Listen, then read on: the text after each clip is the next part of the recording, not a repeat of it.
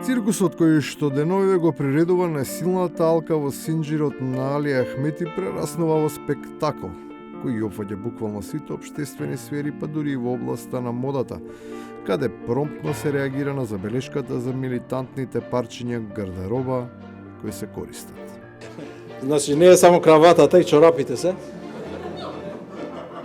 Така да се работи за стил, но ако така се интерпретира, јас ќе си ја трнам и нема да ја ставам веќе никогаш и ќе ви ја подарам вас.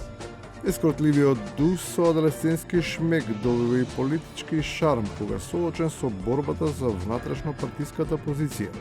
Форматира божевна лагодност од презентираниот факт, кој очигледно делува збунувачки, бидејќи единствениот интерес на секој политичар е сместувањето на задниот дел од телото. Пред 2 недели на ова столче седеше Изет Мечити. Много добро.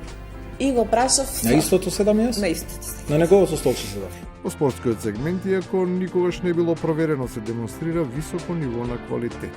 Во исто време, се омаловажува противничкиот табор, иако до не така одамна настапувале за истата репрезентација.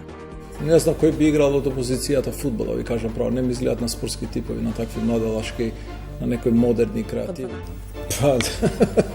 Па, знајќи ги, не гледам кој би бил толку фраер. Како? За да се изрекламираат собствените вештини, кои не се голгетерски или кошгетерски, со специфично ниво на нарцисоидност, се укажува на вистинската улога која во спортот може и да се вика така, но во политиката е позната како мешетарење. Вие како највисок центар играте? Како највисок центар играте? Јас дриблам. Спинувањето исто така е дриблерски манир и тоа е типично кога се сака да се избегне од одговор на едноставни прашања, имајќи предвид дека не секој може да купи дуќан во центар за цена во некоја забит. Реално, а не хипотетички, тоа е сепак фамилиарна работа. Да ми бевта мене брат ке добиев ја квадрат по 700 евра да речеме во станот. Не ми бевте сестра, може би, ама за брат, вака. Вие мене да ми бевте брат. А ја да ви. И на крајот, кога сите мислат и се обидуваат да остават впечаток дека се ведети, а тие дури и по собствено признание, се само обични малски играчи. Господјо, не знам што не е јасно. Да не игравме фудбал ние на големи голче, на мало голче.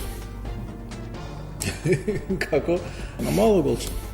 Проблемот на нашите политичари е тоа што играат само на мали голови. Оти за големи треба да се вистински, а не измислени и умислени величини.